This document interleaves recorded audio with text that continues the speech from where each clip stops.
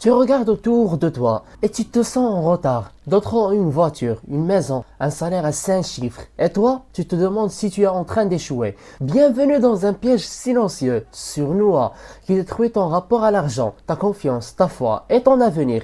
Le piège de la comparaison financière.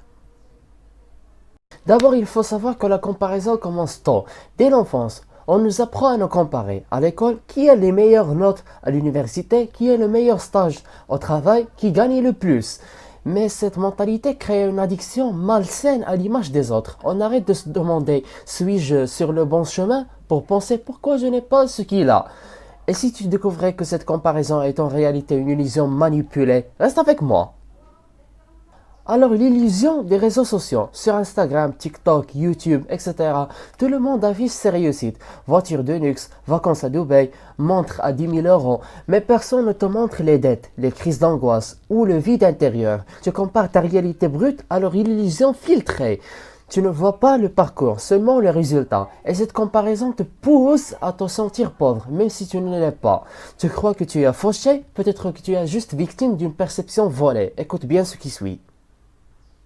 Donc la comparaison tue la gratitude. Quand tu compares ton revenu, ton style de vie ou ton rythme aux autres, tu oublies de remercier pour ce que tu as déjà.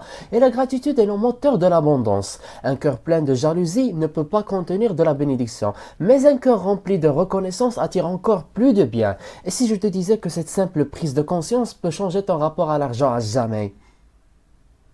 L'argent n'est pas une course, c'est une épreuve. Dans l'islam, la richesse n'est ni une récompense absolue, ni une finalité, c'est une épreuve. Allah te donne ce qu'il veut au moment qui est bon pour toi. Et ce qu'il retient de toi, c'est parfois pour te protéger.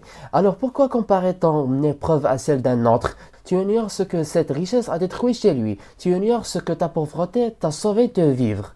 Ce que tu envies pourrait être exactement ce qu'Allah t'a épargné. Tu veux savoir comment en être sûr? Continue.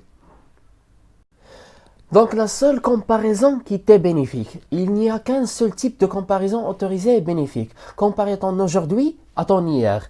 Est-ce que tu avances? Est-ce que tu progresses? Est-ce que tu dépenses mieux? Gagnes mieux?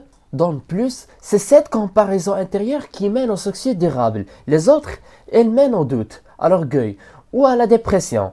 Et si tu changeais ton regard aujourd'hui pour transformer chaque centime, chaque euro en source de paix, on y arrive.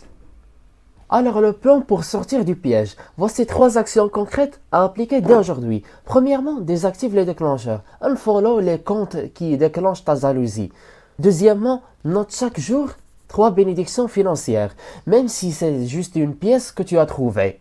Troisièmement et dernièrement, fixe-toi des objectifs internes. Je veux mieux gérer, je veux donner plus, je veux investir utile. Et maintenant, la chose la plus importante de toutes, celle que 90% des gens oublient. N'oublie pas l'intention. L'argent que tu gagnes, pourquoi le veux-tu vraiment? Pour impressionner? Pour combler un vide? Ou pour élever ta famille, ta communauté, ta religion?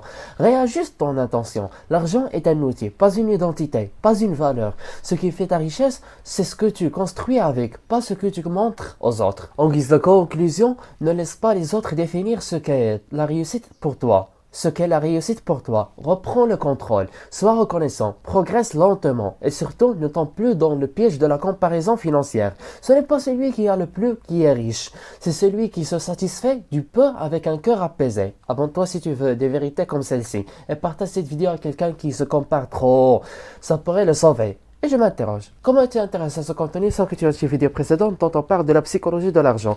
Watchlist, c'était de l'héritage cognitif à l'humanité. À très bientôt.